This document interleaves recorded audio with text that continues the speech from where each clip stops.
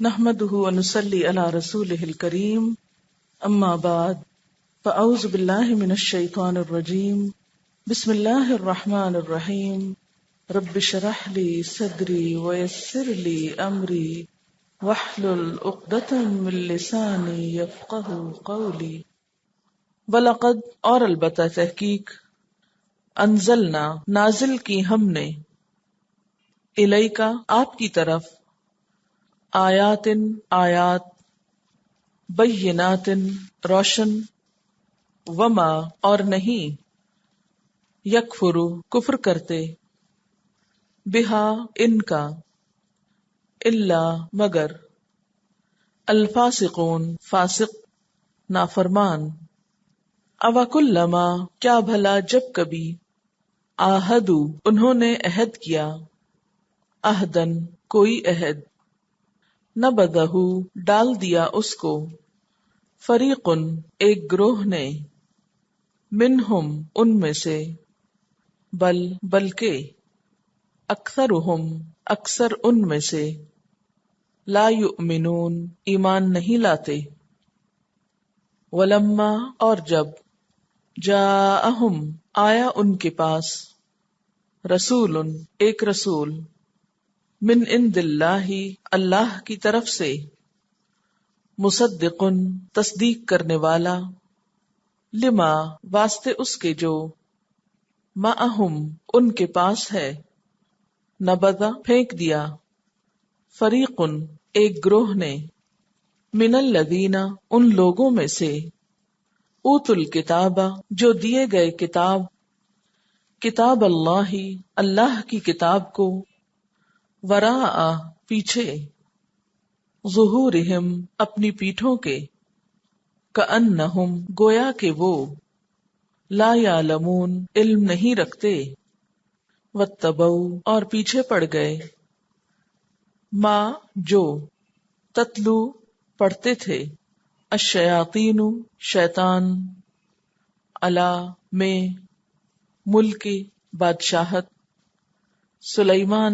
سلیمان علیہ السلام کی وما اور نہیں کفرا کفر کیا تھا سلیمان علیہ السلام نے ولیکن لیکن الشیاطین شیاطین نے کفرو کفر کیا یعلمون وہ تعلیم دیتے تھے سکھاتے تھے الناس لوگوں کو السحر جادو کی وما اور جو انزلا نازل کیا گیا علی اوپر الملکینی دو فرشتوں کے ببابلا بابل میں ہاروت و ماروت ہاروت اور ماروت پر وما اور نہیں یعلمانی وہ دونوں سکھاتے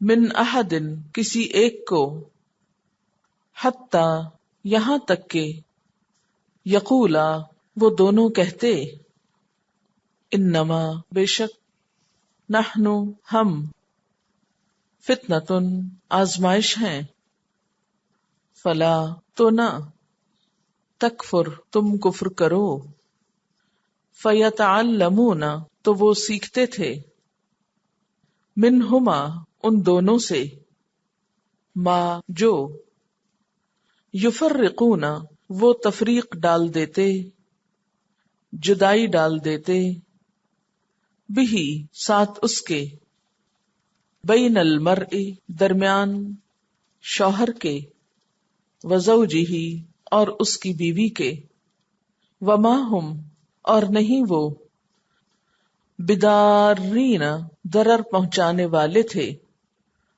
نقصان دینے والے تھے بہی ساتھ اس کے من احد کسی ایک کو الا مگر باذن اللہ ساتھ اللہ کے اذن کے ویتعلمون اور وہ سیکھتے تھے ما جو یضرہم نقصان دیتا ان کو ولا اور نہ ینفعہم نفع دیتا ان کو، وہ فائدہ دیتا ان کو، وَلَقَدْ اور البتہ تحقیق، علموا انہوں نے جان لیا، لمن اشتراہ البتہ جو بھی خریدے گا اس کو،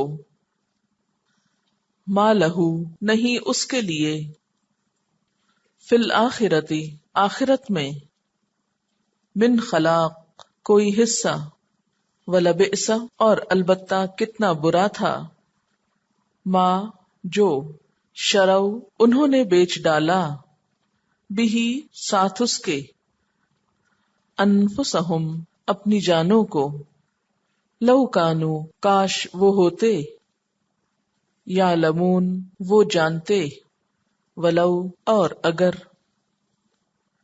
انہم بے شک وہ، آمنو وہ ایمان لاتے، واتقوا اور تقوی اختیار کرتے، لمثوبۃ البتہ ثواب پاتے، بدلہ پاتے، من عند اللہ اللہ کے پاس، خیر اچھا، بہتر، لو کانو کاش وہ ہوتے، یعلمون وہ جانتے۔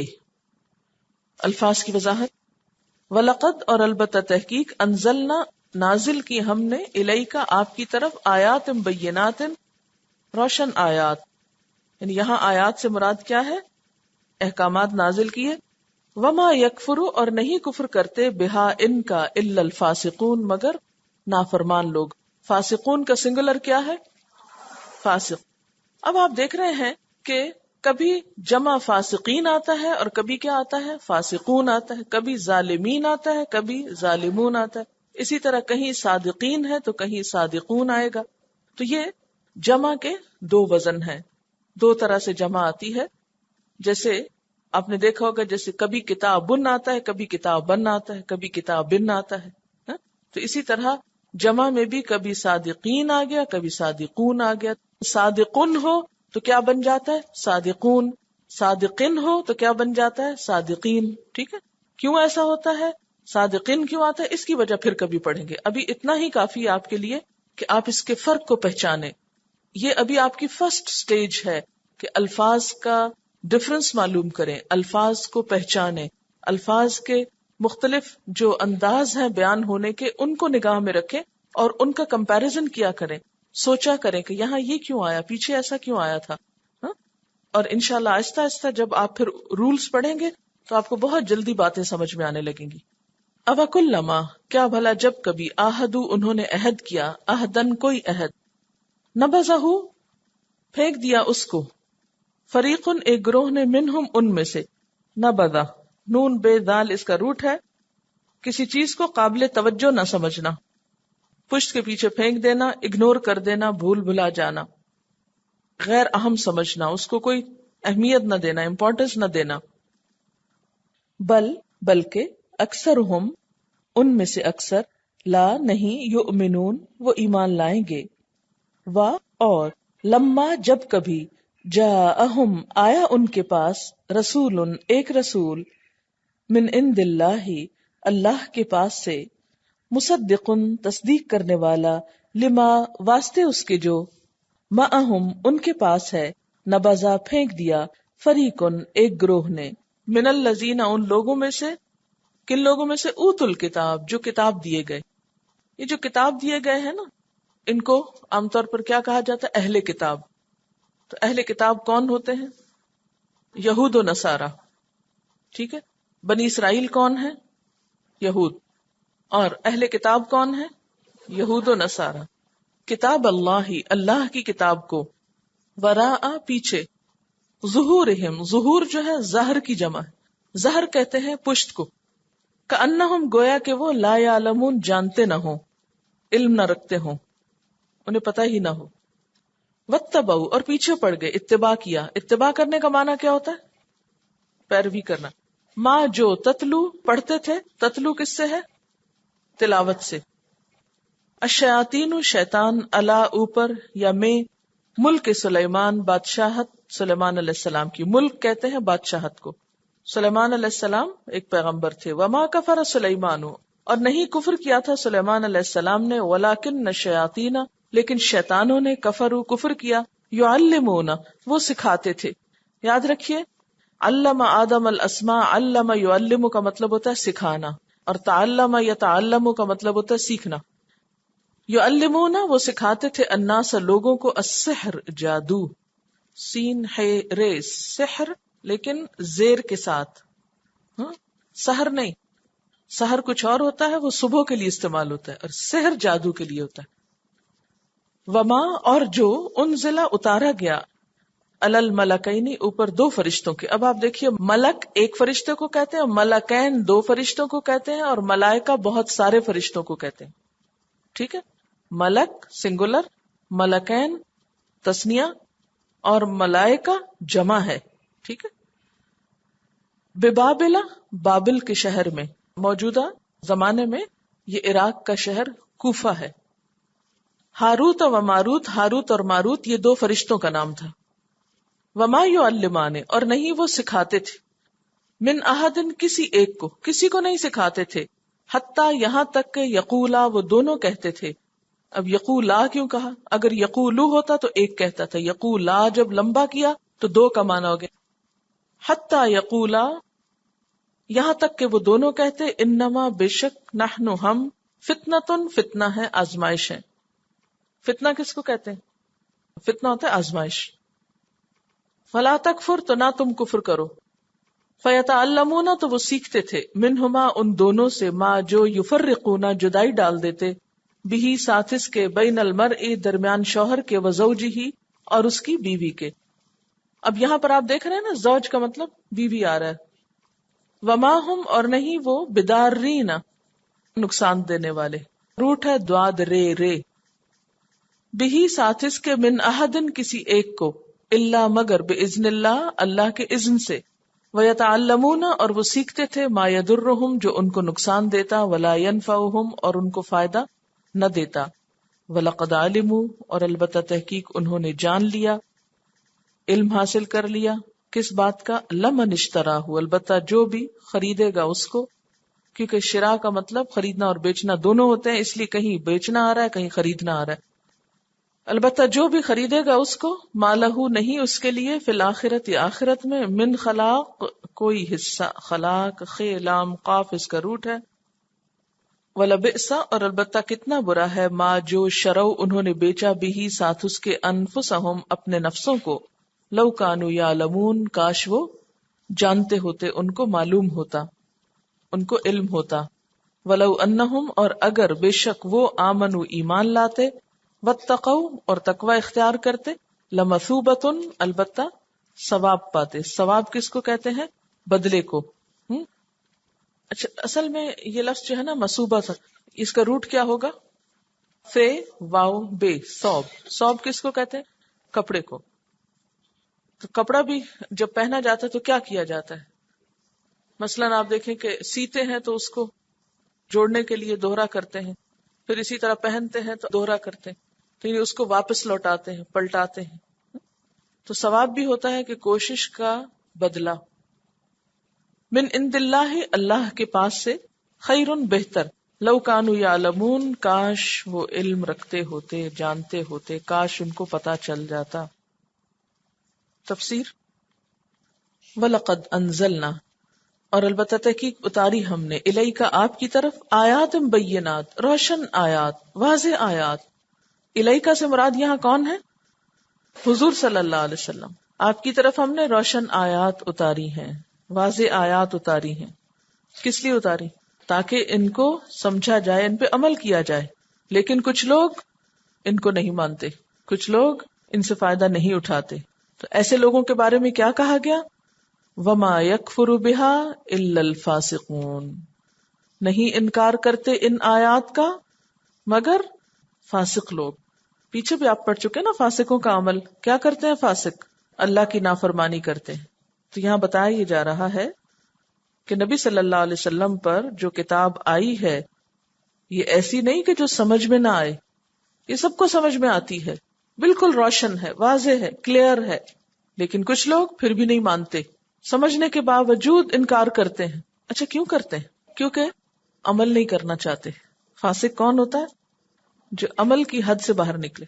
فرمایا کہ جو عمل نہیں کرنا چاہتے نا وہ اس کا انکار ہی کر دیتے ہیں. أَوَكُلَّمَا عَاهَدُوا عَهْدًا نَبَذَهُ فَرِيقٌ مِّنْهُمْ بَلْ أَكْثَرُهُمْ لَا يُؤْمِنُونَ. کیا ایسا نہیں ہوا کہ جب بھی انہوں نے کوئی عہد کیا، پیچھے ہے نا میثاق اور عہد کی باتیں، اور پھر ان کا رویہ، فرمایا جب بھی انہوں نے کوئی ایسا وعدہ کیا تو انہوں نے اس کو نبھایا نہیں. ایسا تو ضرور ہوا کہ نَبَذَهُ فَرِيقٌ مِّنْهُمْ، ان میں سے ایک گروہ نے اس کو پھینک دیا. کس کو پھینک دیا؟ عہد کو. بل اکثرهم لا یؤمنون، بلکہ اکثریت کا یہی حال تھا کہ وہ ایمان نہیں لاتے تھے، مان کے نہیں دیتے تھے. وَلَمَّا جَاءَهُمْ رَسُولٌ مِّنْ عِندِ اللَّهِ، اور جب اللہ کے پاس سے ایک رسول ان کے پاس آ گیا، مُصَدِّقٌ لِّمَا مَعَهُمْ، جو تصدیق کرنے والا ہے اس چیز کی جو ان کے پاس پہلے سے موجود ہے، نَبَذَ فَرِيقٌ مِّنَ الَّذِينَ أُوتُوا الْكِتَابَ، تو پھینک دی ایک گروہ نے جنہیں کتاب دی گئی تھی. کیا پھینک دی؟ کتاب اللہ، اللہ کی کتاب. کہاں پھینک دی؟ وراء ظہورہم، اپنی پیٹھ کے پیچھے. اور اس طرح بھلا دیا اس کو کأنہم لا یعلمون، گویا کہ وہ جانتے ہی نہ ہو، انہیں پتہ ہی نہ ہو کہ کتاب کہاں ہے اور کیا ہے اس میں.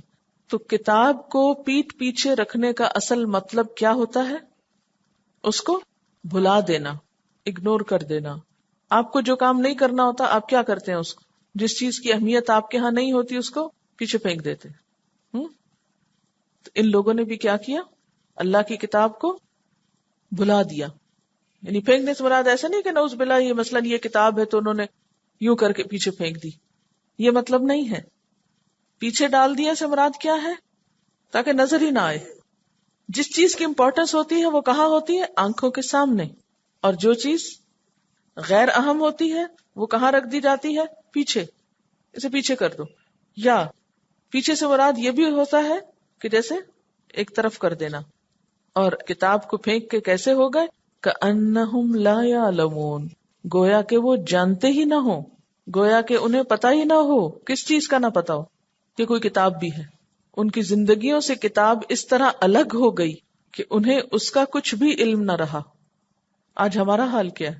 ہم نے بھی تو اللہ کی کتاب کو سب سے پیچھے کر دیا، پیچھے ہٹا دیا، اور دوسری کتابیں لا کے ہر جگہ سجا دی، انہی میں زندگی گزر رہی. یہاں انہوں نے ایک اور کام کیا، اور وہ کیا تھا؟ وَاتَّبَعُوا مَا تَتْلُو الشَّيَاطِينُ عَلَى مُلْكِ سُلَيْمَانَ. ان کی کتاب کے پیچھے پھینکنے کی ایک وجہ یہ بھی تھی کہ یہ جادو وغیرہ کے پیچھے پڑ گئے تھے، کچھ اور چیزوں میں دلچسپی لینے لگے تھے. اللہ کا کلام حقیقت میں انسان کو عمل کی طرف بلاتا ہے، لیکن جب کسی قوم پہ زوال آتا ہے تو اس کے لوگ کلام کو پڑھنے کی بجائے، اس کا علم حاصل کرنے کی بجائے اسے دوسری چیزوں میں استعمال کرنے لگتے ہیں. اور وہ کیا ہوتا ہے؟ اس سے جادو وغیرہ کا کام لیتے ہیں. انہوں نے بھی یہی کیا. وَاتَّبَعُوا، اور پیچھے پڑ گئے، پڑھنے لگے، مَا تَتْلُو الشَّيَاطِينُ، جو شیاطین پڑھا کرتے تھے. کب؟ عَلَى مُلْكِ سلیمان، سلیمان علیہ السلام کی حکومت میں. اب ہوا یہ تھا کہ حضرت سلیمان علیہ السلام کے دور میں ان کو بہت عروج تھا، بہت ترقی ہو گئی تھی. تو انہوں نے کیا کیا؟ اللہ کی کتاب کی طرف توجہ دینے کی بجائے جادو، ٹونے ٹوٹکے اور اس قسم کے دوسرے شغل اختیار کر لیے. حضرت سلیمان علیہ السلام نے جب یہ دیکھا کہ لوگ ان چیزوں کے پیچھے پڑ گئے ہیں، اللہ کی کتاب چھوڑ کے جادو کی کتابیں پڑھنے لگ گئے ہیں، تو انہوں نے وہ کتابیں اکٹھی کی اور ان کو ایک طرف ڈال دیا. جب وہ بعد میں فوت ہوئے اور وہ رکھی ہوئی یا چھپائی ہوئی کتابیں پھر نکل آئیں تو انہوں نے کیا مشہور کر دیا کہ سلیمان علیہ السلام اللہ کے پیغمبر نہیں تھے، ان کی حکومت تو جادو کے زور پہ چلتی تھی. حالانکہ سلیمان علیہ السلام نے جادو کے کلا کما کرنے کے لیے وہ سب کتابیں چھپا دی تھی، کیونکہ حضرت سلیمان علیہ السلام نے جنات کو قابو کیا ہوا تھا نا، اور ان سے بہت سخت کام لیتے تھے ان سے. قرآن پاک میں آگے اس کی بہت تفصیلات آتی ہیں کہ بڑی بڑی انہوں نے دیگیں بنائی اور بڑے بڑے محلات بنائے اور بڑی بڑی عمارتیں بنائیں، وہاں سے کام ان سے لیے تھے. تو بنی اسرائیل نے کیا مشہور کر دیا کہ سلیمان علیہ السلام جادو کے زور سے یہ سب کام کرواتے تھے. اللہ تعالیٰ فرماتے ہیں وما کفر سلیمان، سلیمان علیہ السلام نے کفر نہیں کیا تھا. یہاں کفر سے مراد کیا ہے؟ جادو. ولیکن الشیاطین کفروا، لیکن شیطانوں نے کفر کیا تھا. یعلمون الناس السحر، وہ لوگوں کو جادو سکھاتے تھے. کب کی بات ہے یہ؟ حضرت سلیمان کے دور کی بات ہے. وما انزل علی الملکین، اور جو اتارا گیا تھا اوپر دو فرشتوں کے. کہاں پر؟ ببابل، بابل کے شہر میں یعنی کوفہ میں. فرشتوں کا نام کیا تھا؟ ہاروت و ماروت، ہاروت اور ماروت. اب ان کی مزید آزمائش ہوئی. ان کو منع کیا گیا تھا کہ جادو نہ سیکھو، لیکن ان کی آزمائش کے لیے اللہ تعالیٰ نے دو فرشتے اتارے شہر میں جو لوگوں کو جادو سکھاتے تھے. وما یعلمان، اور وہ نہیں سکھاتے تھے من احد، کسی کو، حتی یقولا، یہاں تک کہ وہ دونوں کہتے، انما نحن فتنۃ، کہ ہم تو آزمائش کے لیے ہیں. فلا تکفر، تم کفر نہ کرو، یعنی جادو نہ سیکھو. یعنی وہ کسی کو نہیں سکھانا چاہتے تھے، وہ تو آزمائش کے لیے اترے تھے، لیکن یہ ان کی بات نہیں سنتے تھے. فَيَتَعَلَّمُونَ مِنْهُمَا، سیکھتے تھے ان دونوں سے. کیا سیکھتے تھے؟ جادو سیکھتے تھے. اور کیسا جادو سیکھتے تھے؟ مَا يُفَرِّقُونَ بِهِ بَيْنَ الْمَرْءِ وَزَوْجِهِ، جس کے ذریعے شوہر بیوی میں جدائی ڈال دیتے تھے. یعنی جادو کی بھی وہ قسم اور وہ طریقہ اور وہ چیز کرتے کہ جس سے شوہر اور بیوی میں پھوٹ پڑ جائے، گھر ٹوٹے. اچھا، یہ جو بنی اسرائیل کے لوگ کیا کرتے تھے کہ میاں بیوی کے درمیان جدائی ڈالتے تھے، تو یہ ایک خاص شیطانی عمل ہے. حضرت جابر رضی اللہ تعالیٰ عنہ کہتے ہیں کہ آپ صلی اللہ علیہ وسلم نے فرمایا، ابلیس اپنا عرش پانی پر رکھتا ہے، پھر اپنی فوجیں ادھر ادھر بھیج دیتا ہے. آپ کو یاد ہوگا میں نے جب حضرت آدم علیہ السلام کا واقعہ آپ کو سنایا تھا تو اس وقت یہ بتایا تھا کہ اس زمین پر انسانوں سے پہلے جنات بستے تھے. پھر جب اللہ تعالیٰ نے انسان کو بھیجنے کا ارادہ فرمایا تو فرشتوں کے ایک گروہ کو زمین پہ بھیجا اور انہوں نے مار مار کے جنوں کو زمین سے ہٹا کے سمندروں کی طرف، جزیروں کی طرف دھکیل دیا. تو اب شیاطین کا دربار کہاں لگتا ہے؟ پانی پر. اور وہاں سے وہ اپنے کارندے بھیجتے ہیں مختلف علاقوں میں غلط کام کرانے کے لیے. تو آپ نے فرمایا ابلیس اپنا عرش پانی پر رکھتا ہے، پھر اپنی فوجیں ادھر ادھر بھیج دیتا ہے، اور ان میں سے سب سے زیادہ معزز اس کے لیے وہ ہوتا ہے جو سب سے بڑا فتنہ کر کے آئے.